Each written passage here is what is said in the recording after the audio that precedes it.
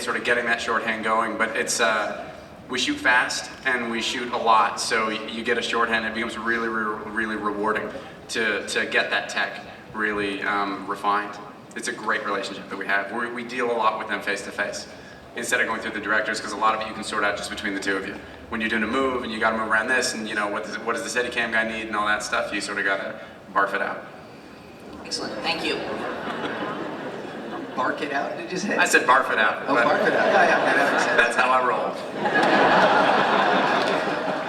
Before I ask my question, I just wanted to say to Colin, 2 years ago you visited the sci-fi booth by yourself and were just the most charming guy I'd ever met. And that's the whole reason I started watching this show. Oh, wow. Was your visit to the sci-fi booth. That was actually Mark Valley. Yeah. I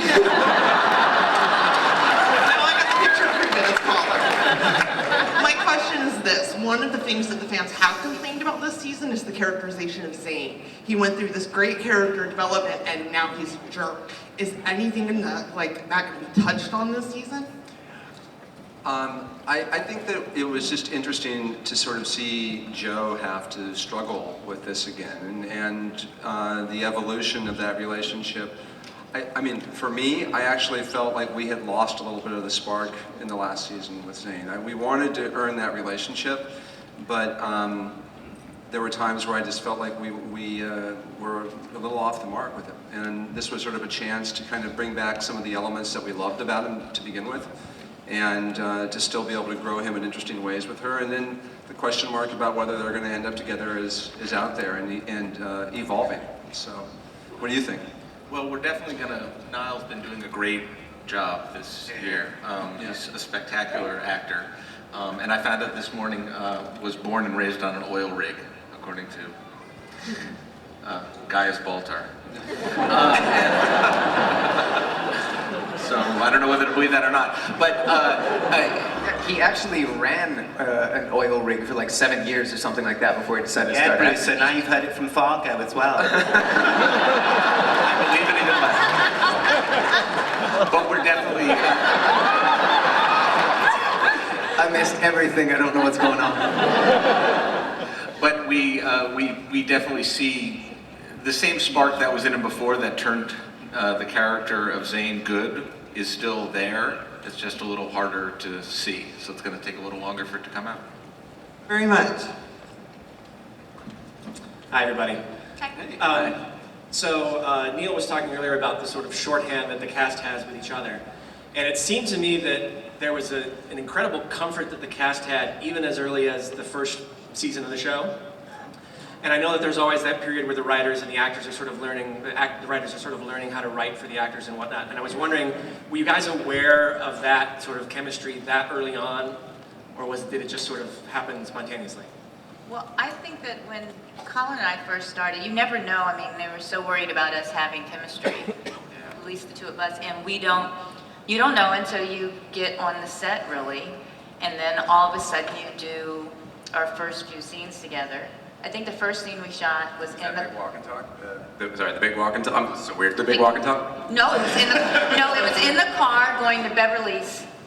Oh, yeah. Beverly's house. They had this car and we had to flirt. And we had to flirt. Yes, we did. And all of a sudden, you do it and you go, hey, I think we actually, it's really working together. Yeah. And you just don't know, it happens by surprise. Yeah, and it's also, nothing's real precious with us, so, I mean, I think that's where part of chemistry comes from, is, you do a take, and if you're the first person who can go, that sucked, that sucked, then everyone else can go, yeah, it did, and you can actually start to have a good time with finding it, but if you're on a set where you can't really say that sort of thing, then it's really hard when you can't voice an honest opinion to find, the truth of each other. So I think that's part of it too. No one here is particularly precious. In a good way. Sally's precious. in a good way. Thanks. Yeah, my question's for Jamie, actually. You've mentioned in a lot of panels that you try to keep Eureka very grounded in science and keeping it very realistic. And then now you're mixing it with the world of Warehouse 13, which is very magical. So what kind of challenge is that giving you? It was a challenge, I think, just in that, I'll let Skaggs sort of talk to this too. I don't want to define their show, but I think that they sort of look at their show not necessarily as magic, but as something that's not explainable yet, which I think that many in the science community would say has been the scientific evolution, you know, for centuries. And so we try to sort of ground our show in at least theoretical ideas that exist to the point where, you know, if we do lean more on the fiction side of it, it doesn't feel like we're crossing the line into magic.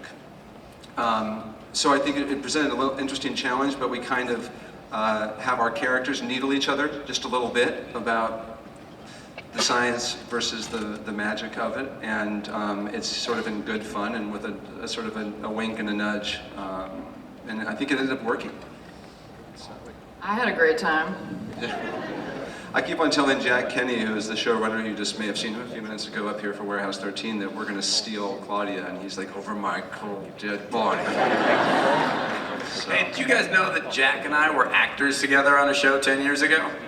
The showrunner of Warehouse 13? There's a tidbit. Yeah, dig up that piece of trash.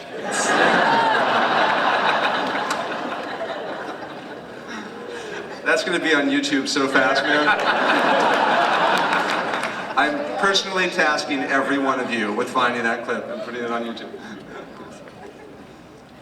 This is a sort of random question that popped in my head. James, you said you really were intrigued by the time travel. Any chance we'll see you on Doctor Who? I had to ask, I'm sorry. Doctor Who? I don't know. I do remember that when he was regenerated last time round, like my name was in the mix of things, but I had just finished being in BSG. I was just talking to a few people yesterday. When you do something like that, you really want to pull out your tongue every time you say, yeah, when I was on Battlestar.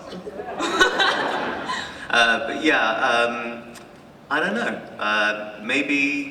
Maybe not. That's about all I can say, sorry. I think everyone in this room is rooting for you, though. Well, thank you very much indeed. And it looks like that's all the time we have. Guys, I want to say thank you so much for having me on your show and letting Neil come to play with us. And thank you guys for being such devoted fans and coming out today.